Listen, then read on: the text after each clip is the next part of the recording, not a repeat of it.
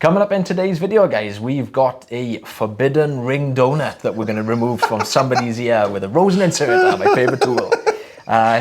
This is actually Rhys's patient to start with. I'll let you go on. Oh, sorry, my name is Taylor Green. Taylor Green. I'm one of the audiologists here at Audiology Associates. My name is Rhys Barber. I'm the other audiologist here. Now, this is actually a patient. This is my patient.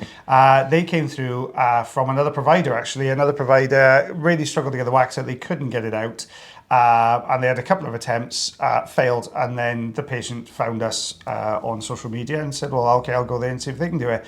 So we've got this really kind of thick, dry sort of plug here. We've got this very soft section at the front, and that's because everyone on reception here, all the ladies on reception, they tell the patient, advise the patient, use a few softeners before you come along. Taylor Green. Oh my God, sorry, I've pinched my Taylor's rosin inserter. Didn't even ask me permission. I'm sorry, buddy. So we've got the rosin inserter in here just because it's a much drier wax plug. Guys, if this is the first time you watch the video, this is going to make no sense to you at all, but there's a run-in theme throughout the videos that this is Taylor's favourite tool, so he hoards them all, so I'm not allowed to use them. So we tried to take it away, but it failed, Taylor Green. I couldn't use the rosin inserter, it just pulled straight through the middle of it. So I'm back to the suction. There we go. Just need more training when you do it. That's what it is. It's cutting. Oh, I'm sorry. I'm so sorry. I'm so so sorry. sharp. I'm not that nasty. I'm going to cry. So yeah, it's coming away really, really well. So out that comes, and yeah. Nice little tail of it was. It reminded me of those jester's hats. Yeah. Yeah, it's a bit like that. Oh yeah. But it's coming away really, really well. It just needed that little bit of dry block behind dry it. block. Yeah, I think this is where the other provider, who we won't name, had struggled to get this out. I think they were trying their best just using suction, but it just needed that little bit of coaxing with one of the curettage tools. And then look at this deep old section there, isn't it? It's a chunky old one, that one. Because I think there's a lot of other providers that use microsuction, but a lot of places use what we call loops. Look at that peel. That's, go on. A lot of places will use what we call loops, which is essentially like a magnifier that you put on your head with a little light, very similar to like artists' or pink little miniature tools. It's very, very similar to that.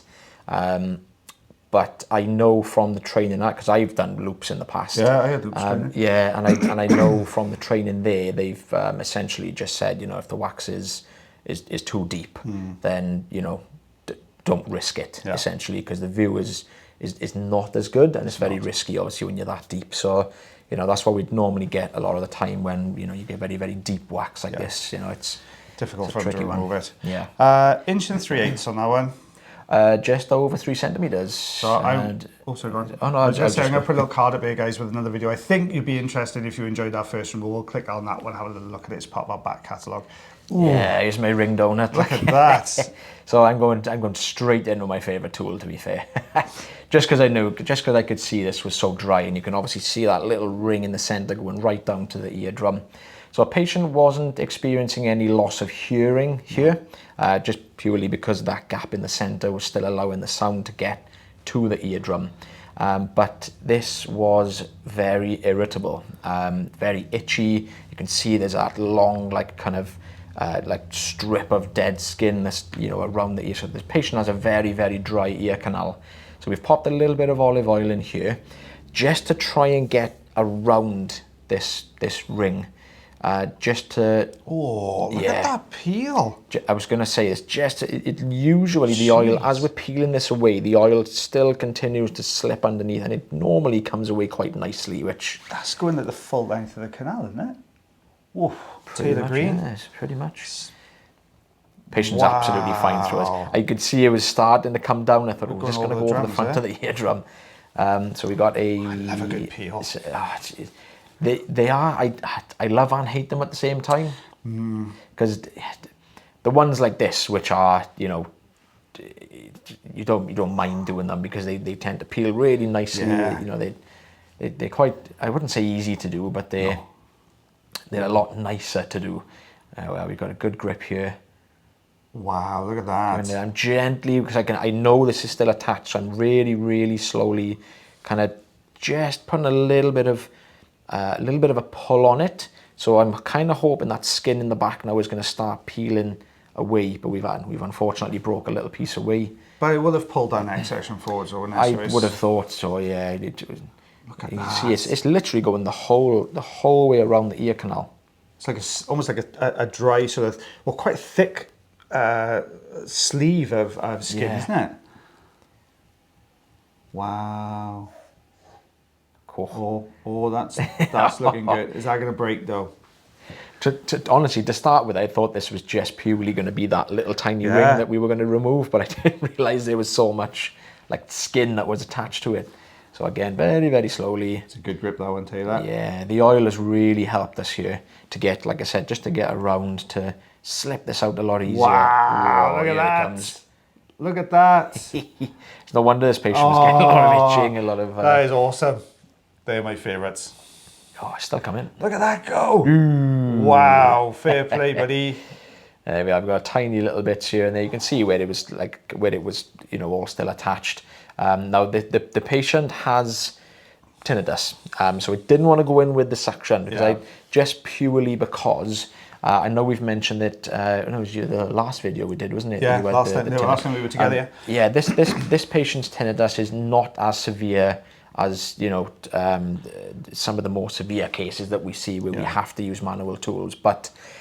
The reason I didn't go back in with the suction there is because with this skin, when it's still attached, I know we've mentioned it quite a lot of times in the past, these little tiny strips or like little spots of skin, they're still attached to the ear canal, and I mean really firmly attached to the ear canal. When we try to suction it away, it causes what we call clarinetting, which is where it just gives this horrible shrill like whistle almost. And it's loud for us, let alone us being inside the patient's ear canal.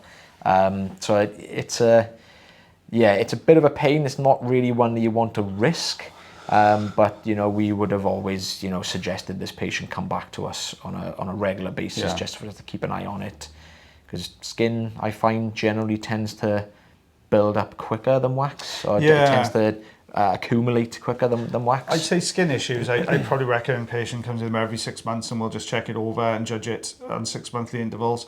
If we feel it's not really building up in that 6 months, we'll extend it out to 12. But I'd say wax patients, usually 12 to 18 months, most patients, I would say. Well, this is coming away. Patient's talking to me at the same time, which is why there's a lot of shaking going on. Yeah, you get that a lot. It does make some patients. I have some patients who sing while we're doing it. Just to keep themselves nice and calm, and that's what they do to relax. It's and sleep. Yeah, a couple of people almost fall asleep actually. It sounds really weird, but if you've had microsuction done before, obviously you know how loud it can be. We actually do have. I'm not sure if you've had anybody say it, but we do actually. Or I've had a couple of patients that have actually found this quite therapeutic. Oh, they do. They find it really relaxing. Yeah. And you find it a lot with skin patients like this, where you get that sort of, it's always really itchy in there, and then when you're in there removing it, they feel it's a lovely sensation. So we've got a good. I know I said about the suction just now, but this one, because it's a bit thicker, we may be able to get a better grip on here now. But if there's little tiny bits there, I'm not going to really bother too much there. But we're just giving this a little bit of a wiggle here now. This should come away nicely. So the way we tell if something's got a clarinet or not is if it's the end of the skin that goes into the suction tube and vibrates up and down really quickly, that's fine. That's what causes clarinetting. But if you've got a thicker piece that you can actually get onto that way, it's less likely to cause, oh my goodness me, cause clarinetting. There we go. Put your teeth back. I know, terrible. I was forgetting stuff on the video the other day. It was gone completely. The false teeth not in today, like, see, it's terrible. I know somebody mentioned about the accent on the comments. You've probably found, I know some people are, it's very difficult to explain because we're both obviously living in Wales. We both we actually don't live that far from each other, but our accents are completely different.